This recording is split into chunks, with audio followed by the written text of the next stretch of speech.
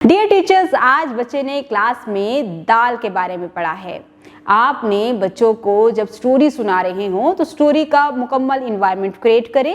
Class में खामोशी होनी चाहिए, बच्चों का फोकस आपकी तरफ होना चाहिए, किताबें बंद। और अगर आप बच्चों को एलईडी पर कहानी सुना रहे हैं तो बच्चों का फोकस एलईडी की तरफ होना चाहिए।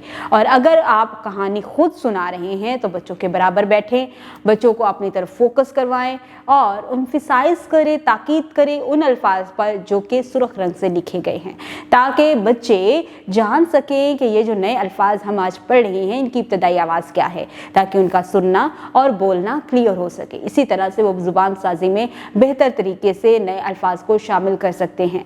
तस्वीरें दिखाएं सबसे पहले और उसके बाद उनके नाम पूछें। अगर बच्चों को नाम आते होंगे हौसला अफजाई करें, नहीं आते तो बताएं और उनको मोटिवेट करें कि वो मज़ीद नए नाम जो दाल से शुरू होने वाले हैं उनको भी अपने इर्द गिर्द देखें और बताएं।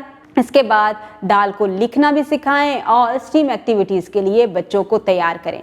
बच्चों को बताएं कि स्टीम एक्टिविटीज़ के ज़रिए हम क्या क्या सीख रहे हैं और क्लासरूम में हम इन्वायरमेंट जो है वो फ्रेंडली किस तरह से बिल्ड कर सकते हैं।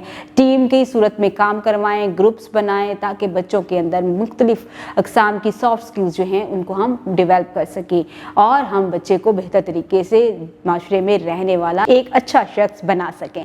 उम्मीद करती हूँ आपने आज की इस वीडियो से बहुत कुछ सीखा होगा। मज़ीद सीखने और जानने के लिए हमारे साथ रहिएगा। मिलते हैं अगली वीडियो में, तब तक के लिए अल्लाह हाफिज़।